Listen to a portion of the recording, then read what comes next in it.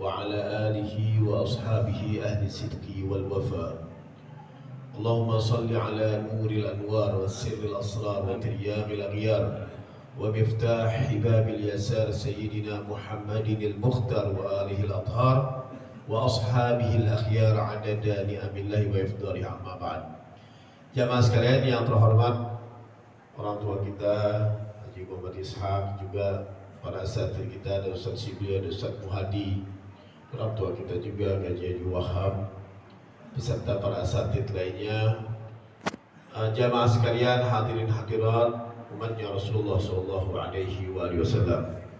Jamaah, di malam yang ke-12 ini izinkan saya bawa satu kisah.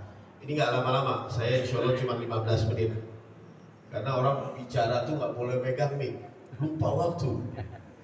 Ustaz Muhadi, saya sini tinggal kasih kode, nggak apa-apa. Kagak dianggap kurang ajar.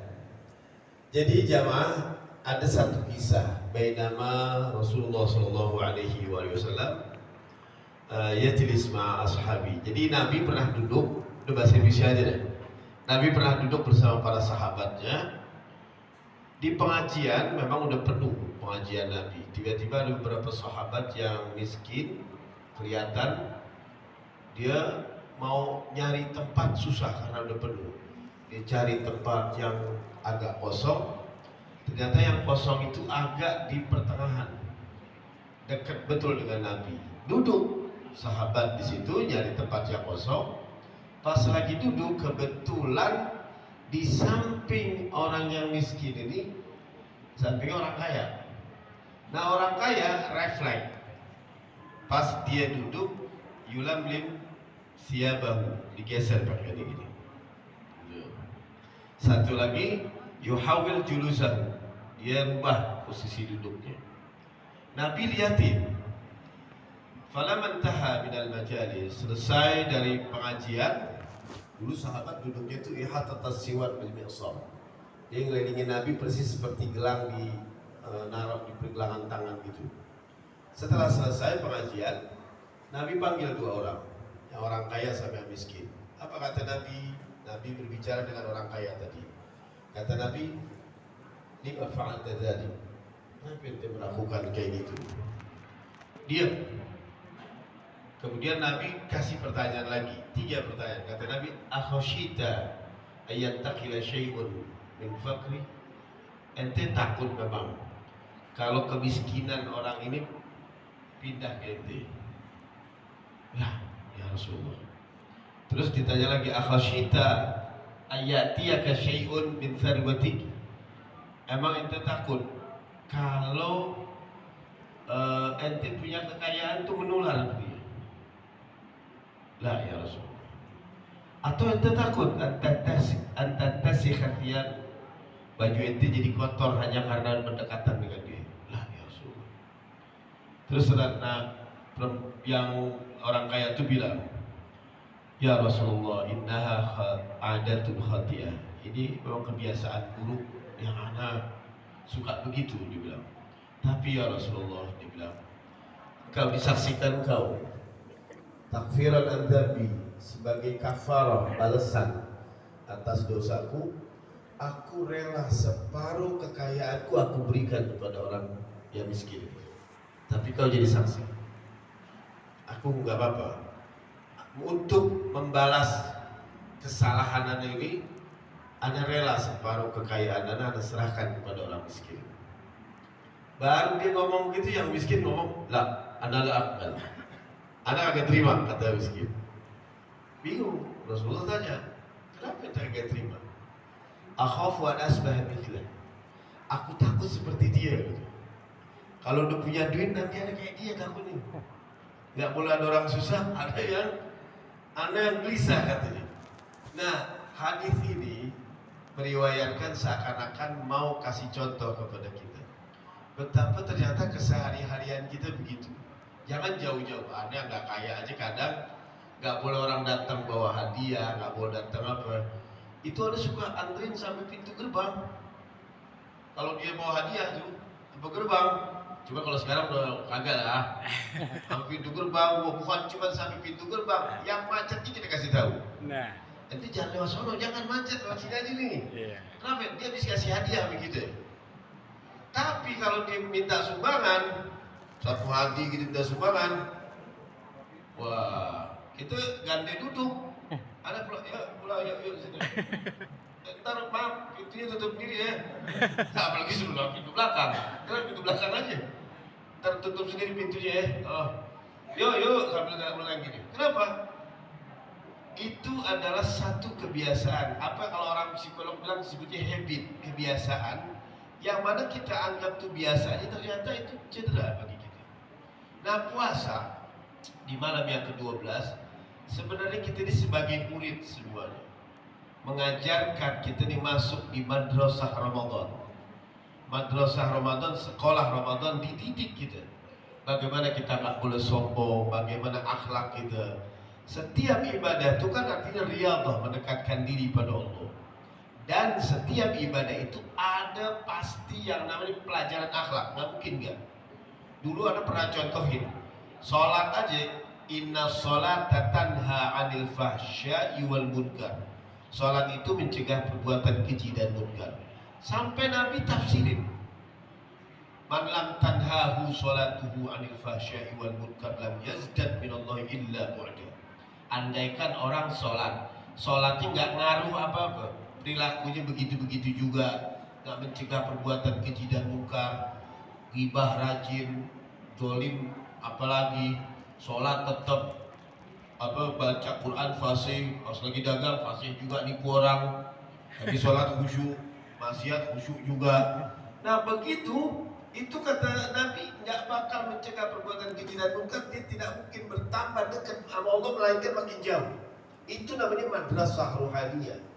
Nah ini di Ramadan, mau tahu gak yang diterima apa tidak itu di Ramadan kayak apa? Setelah Idul Fitri berubah. Kenapa disebut madrasah? Karena kita di dalamnya juga diajarin disiplin. Antum kalau bukan Ramadan sengaja ngajak bangun jam 3 bisa gak kira-kira? Susah. Susah banget. Kita mau bangun jam 3, dipasanglah dia, kepikiran tuh pasang alarm, pasang ini, semangat. Kenapa? Karena ada target. Coba kalau sendiri-sendiri gak bisa.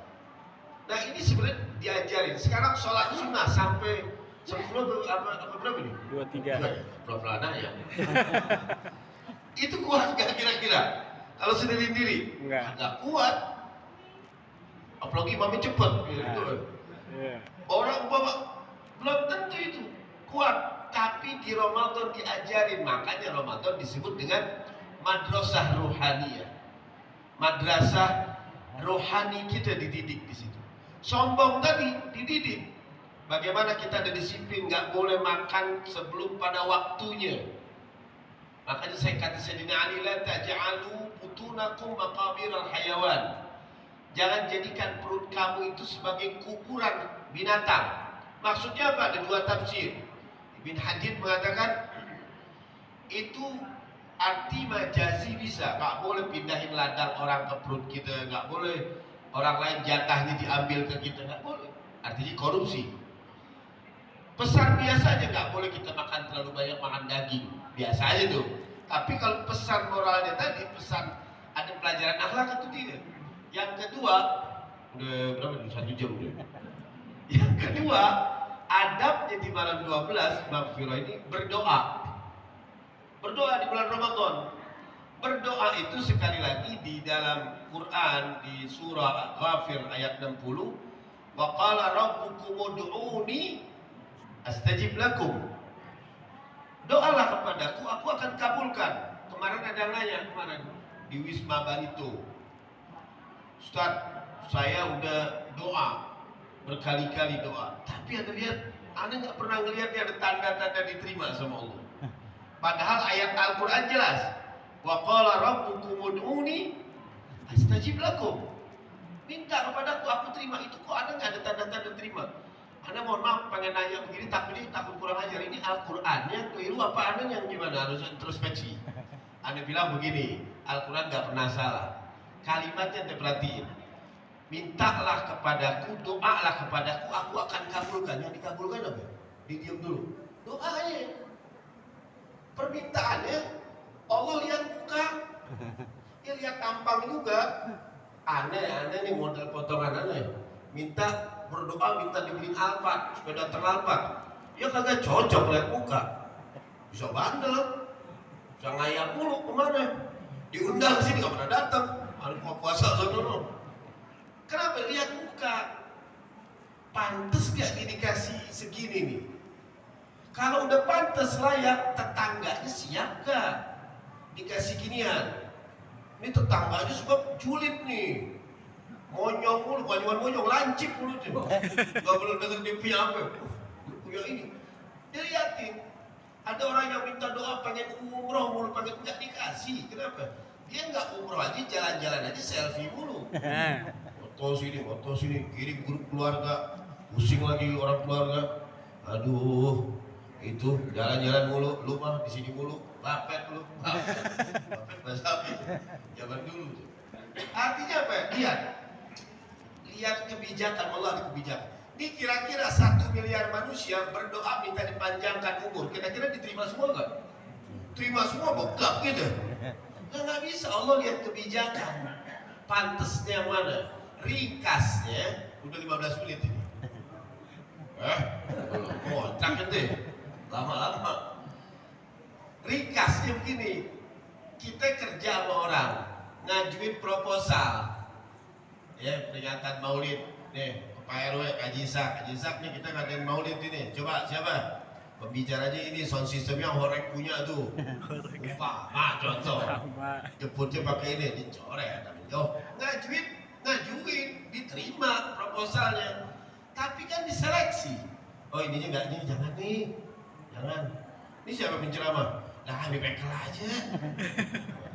Berapa nih? Cuma 2 juta. Lah jangan 7 juta aja.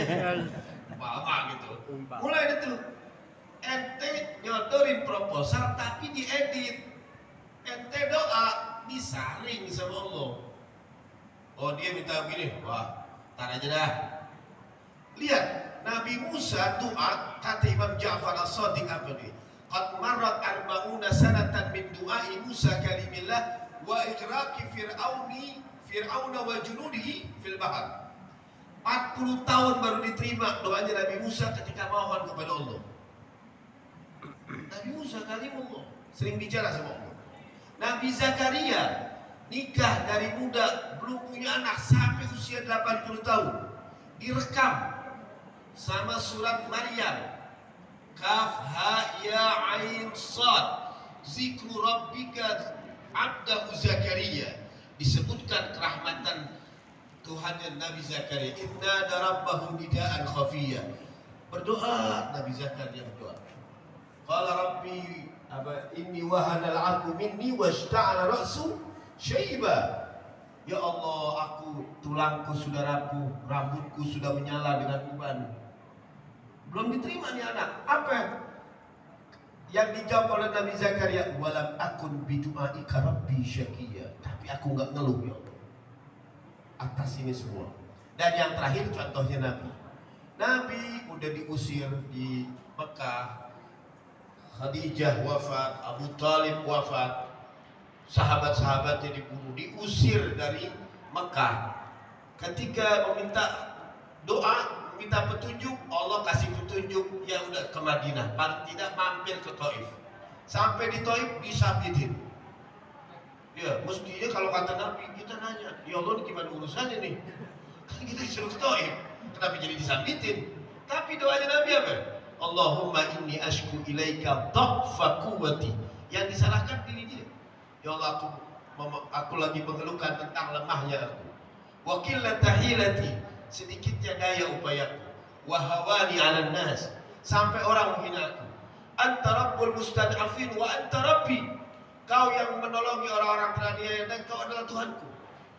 Kepada siapa nih aku diutus? Sampai terakhir di kalimat indah apa dia bilang? In lam yakun bika alayya ghadabun fala ubali. Tapi ya Allah, kalau kau tidak marah, enggak apa-apa, kecil semua ini. Ghaira anna afiyataka hiya ausauni. Karena maafmu itu lebih luas yang aku harapkan dari semuanya ini. Artinya apa? Andaikan tidak diterima pun enggak apa-apa, ini semua yang penting engkau cinta kepadaku ya Allah. Itu adab ada dua. Akhlak yang satu lagi jari adab berdoa. Nah, kesimpulannya kita jangan suka doa itu berharap minta buru-buru dikabulkan. Jangan, Allah tahu. Mantesin. Kita jangan nganggap doa kayak lampu Aladin terus perlu keluar jin. Nanya, ente perlunya apa ya? Wah, cakep banget ente. Ente bukan Nabi Muhammad, bukan Nabi Musa, pakai minta buru-buru diterima. Nah, itu ada dua pelajaran di malam ke-12 bahwa kita harus ada berubah setelah Ramadan, dan yang berikutnya adalah bagaimana kita berdoa, adab berdoa kepada Allah Subhanahu wa taala. Jamaah sekalian, saya sudah 2 jam di sini. Assalamualaikum warahmatullahi wabarakatuh. Waalaikumsalam warahmatullahi wabarakatuh.